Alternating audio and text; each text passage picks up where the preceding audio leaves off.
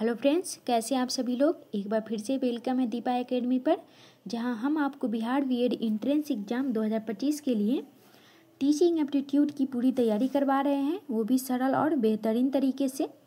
तो आज हम फिर से इस क्लास में PYQ पर चर्चा करेंगे, तो वीडियो को पूरा देखिए। और अगर आप पहली बार आए हैं तो चैनल को सब्सक्राइब ज़रूर करें ताकि आगे की क्लास आप मिस ना करें। तो चलिए शुरू करते हैं आज की क्लास। उससे पहले आप लोग टेलीग्राम लिंक पर फॉलो कर लीजिएगा, यहीं पे आपको PDF मिल जाएगा सभी क्लास का। तो देखते हैं आज का पहला क्वेश्चन। तो पहला क्वेश्चन है हमारे स्क्रीन पर। प्राथमिक कक्षाओं में छात्रों का वाचन अभ्यास रीडिंग प्रैक्टिस कराई जाती है। पहला ऑप्शन है एक निर्धारित पाठ्य पुस्तक की सहायता से। दूसरा ऑप्शन है प्रत्येक छात्र द्वारा उच्च ध्वनि में पाठ की पुनरावृत्ति करा के। ऑप्शन सी है मातृभाषा की पुस्तकों द्वारा। और ऑप्शन डी है छात्रों को भाषा संबंधी अनुभव प्रदान करके।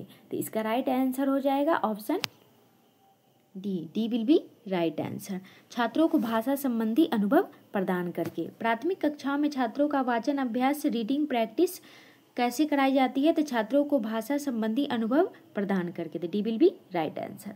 अब हम नेक्स्ट क्वेश्चन देखते हैं। नेक्स्ट क्वेश्चन है हमारे स्क्रीन पर। सामाजिक विषय के शिक्षण में विषय वस्तु स्वयं में अंतिम लक्ष्य होती है। शिक्षण विधि शिक्षण परिस्थिति से पूर्ण मुक्त होती है। शिक्षण तकनीकी तथा उद्देश्यों में कोई संबंध नहीं होता है। युक्तियाँ एवं विषय सामग्री दोनों में पारस्परिक संबंध होता है। तो इसका राइट आंसर हो जाएगा option D will be right answer. युक्तियाँ एवं विषय सामग्री दोनों में पारस्परिक संबंध होते हैं। तो D will be right answer. अब हम नेक्स्ट क्वेश्चन देखते हैं। नेक्स्ट क्वेश्चन है हमारे स्क्रीन पर।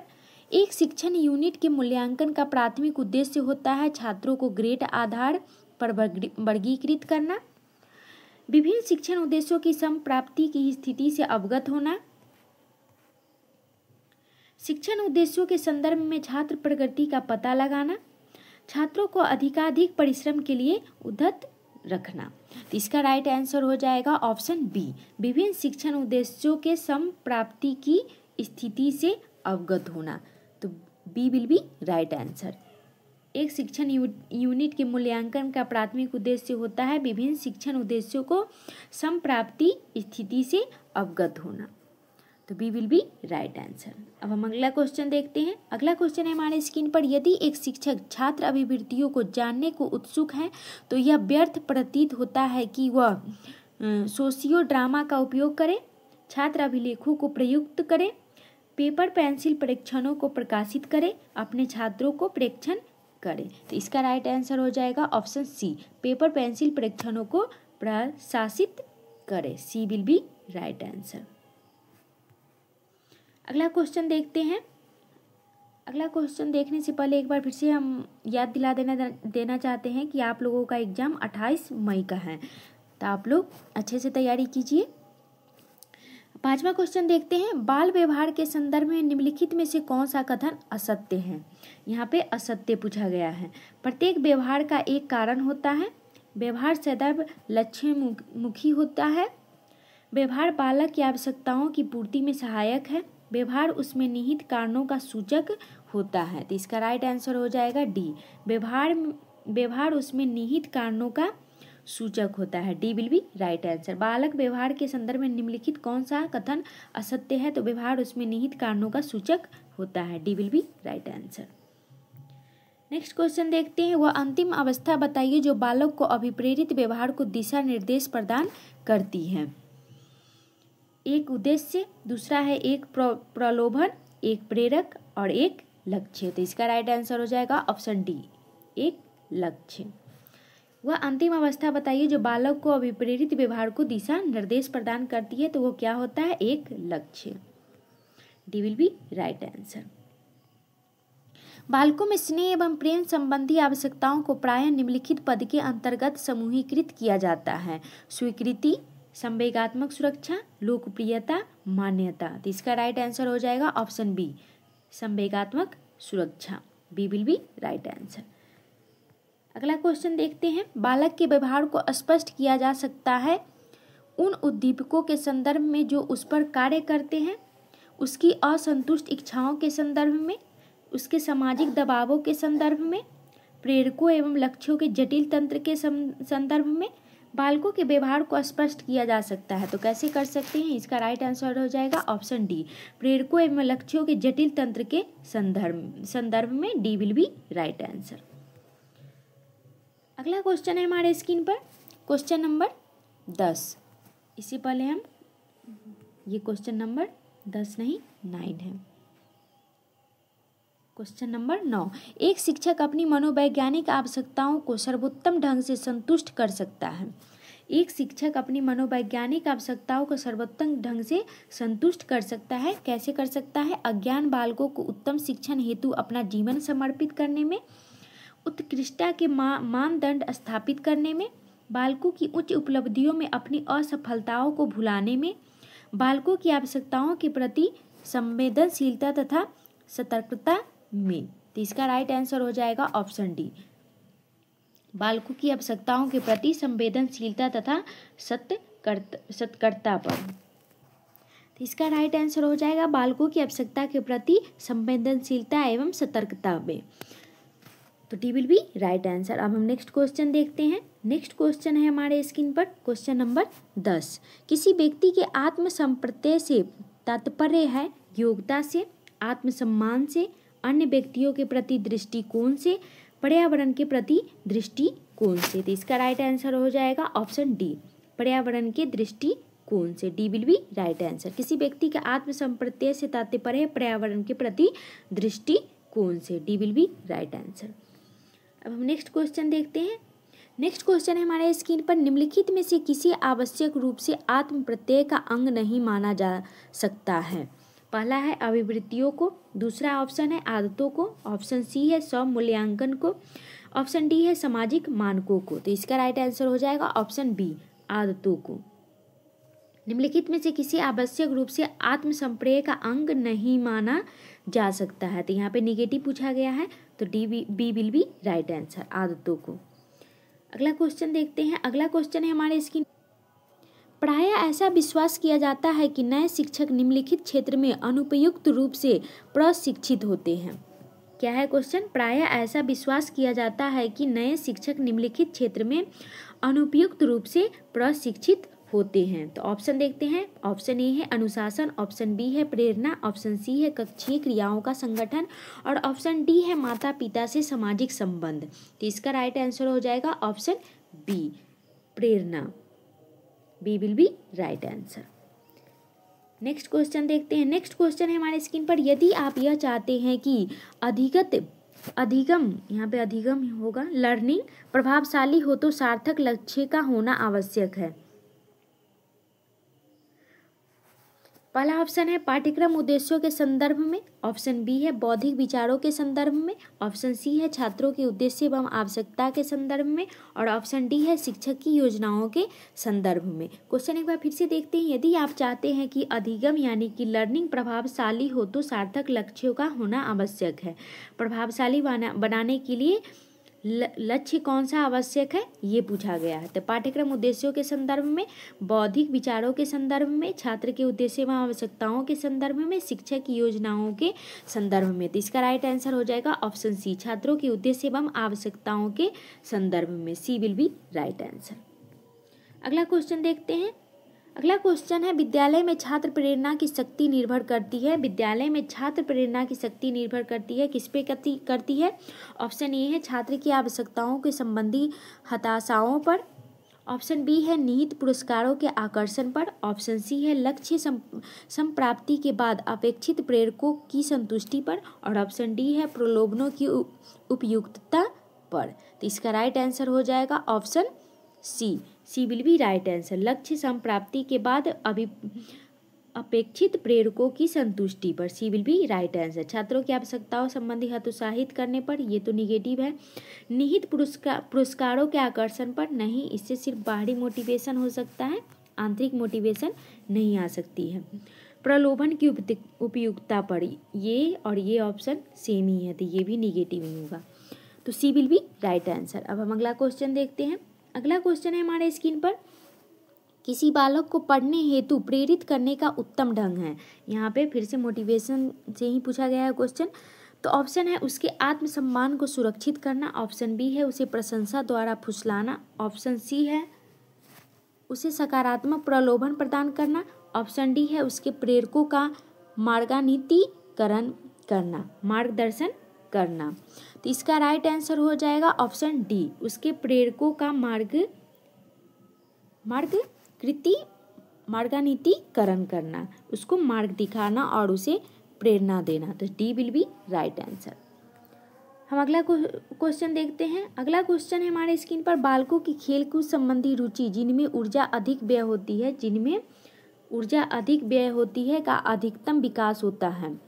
बालकों की खेलकूद संबंधी रुचि का अधिकतम विकास होता है जिनमें ऊर्जा अधिक व्यय होती है। तो पहला कौन सा है, प्राथमिक बाल्यावस्था में, ऑप्शन बी है पूर्व किशोरावस्था में, ऑप्शन सी है प्रारंभिक किशोरावस्था में, ऑप्शन डी है अंतिम किशोरावस्था में। तो इसका राइट आंसर हो जाएगा बी, पूर्व किशोरावस्था में। B will be right answer.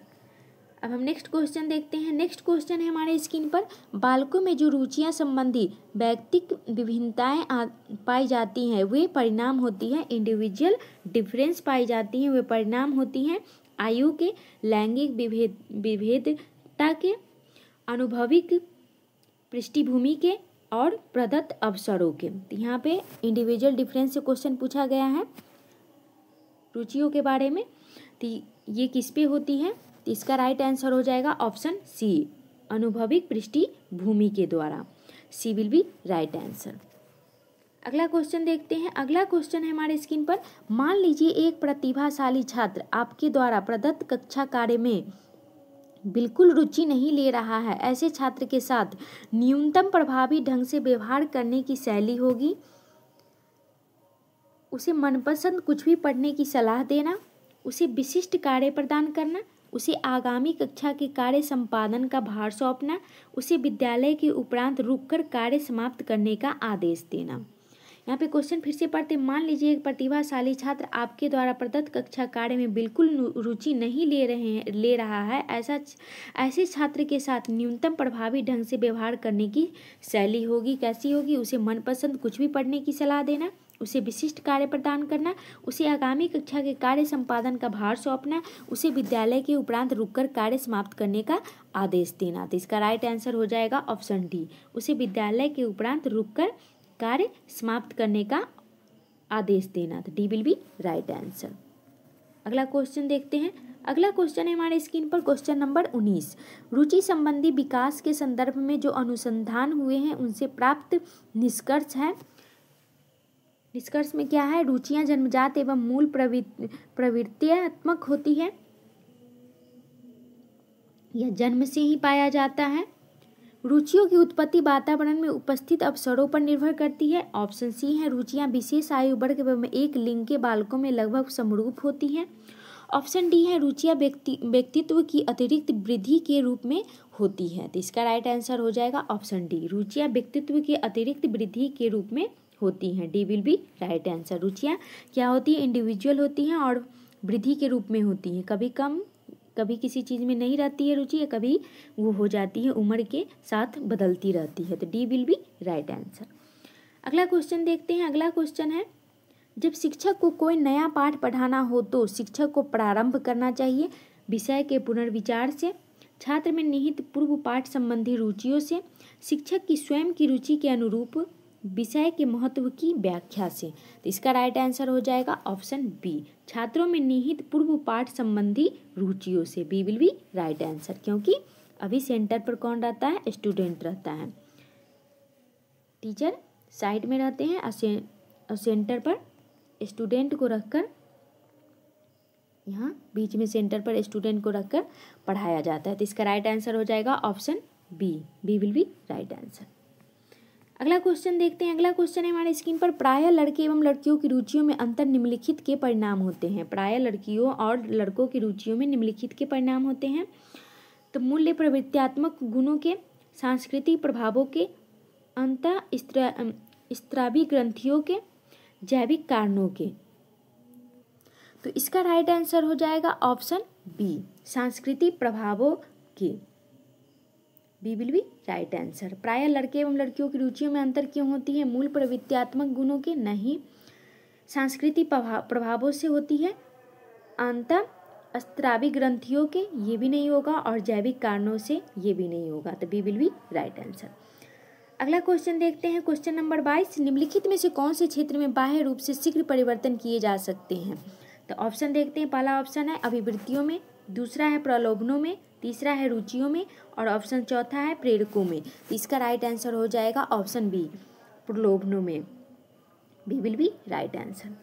अगला क्वेश्चन देखते हैं, क्वेश्चन नंबर 23, बालक विकास का निर्धारण किया जाता है बालकों की आनुवंशिक संरचना से, बालकों की आनुवंशिकता तथा वातावरण दोनों की जटिल संरचना के द्वारा, बालक संबंधी वातावरणीय दबावों द्वारा जिन पर शिक्षक का कोई नियंत्रण नहीं होता, बालक संबंधी उन वातावरणीय दबावों द्वारा जो विद्यालय द्वारा नियंत्रित किए जा सकते हैं। तो इसका राइट आंसर हो जाएगा ऑप्शन बी।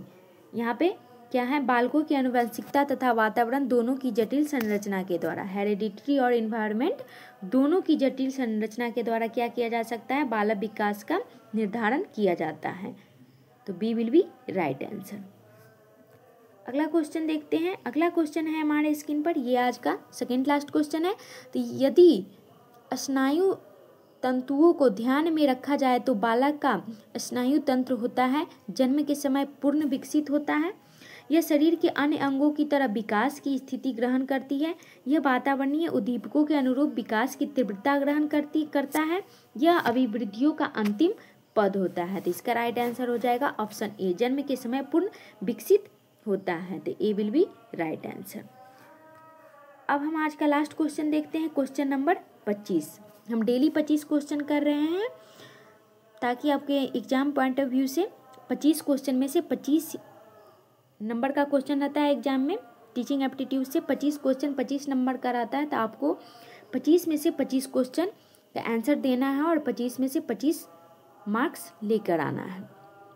तो आज हम देखते हैं आज का लास्ट क्वेश्चन, आप शिक्षण के समय बाल विकास पर ध्यान देना क्यों पसंद करेंगे? यहाँ पे क्वेश्चन पूछा गया, आप शिक्षण के समय बाल विकास पर ध्यान देना क्यों पसंद करेंगे? तो इसका राइट ऑप्शन होगा, बालक के स्वाभाविक विकास गति में न्यूनतम हस्तक्षेप किया जाए, कक्षा संबंधी अनुभवों को परिपक्वता दर से समन्वित करके कक्षीय अनुभव प्रदान किया जाए, जब तक छात्र किसी अधिगम कौशल के प्रति उपयुक्त अभिवृत्ति प्रकट करे तब तक उसके शिक्षण को टाल देना चाहिए, यदि बौद्धिक एवं शैक्षणिक विकास की कुछ मात्रों में हानि भी होती है फिर भी छात्र के सामाजिक तथा शारीरिक विकासों पर ध्यान केंद्रित करना आवश्यक है। तो इसका राइट आंसर हो जाएगा ऑप्शन बी। क्या होगा? कक्षा संबंधी अनुभवों को परिपक्वता दर से समन्वित करके कक्षीय अनुभव प्रदान किए जाएं। तो B will be right answer. आप शिक्षण के समय बाल विकास के पर ध्यान देना क्यों पसंद करेंगे? तो कक्षा संबंधी अनुभवों को परिपक्वता दर से समन्वित करके कक्षीय अनुभव प्रदान किए जाए। तो B will be right answer. ये आज का हमारा लास्ट क्वेश्चन था। क्लास कैसा लगा कमेंट में ज़रूर बताइएगा, और वीडियो के अंत तक बने रहने के लिए thank you so much. Video को लाइक कीजिए, शेयर कीजिए और चैनल को सब्सक्राइब कीजिए। आज के लिए बस इतना ही, मिलते हैं नेक्स्ट क्लास में।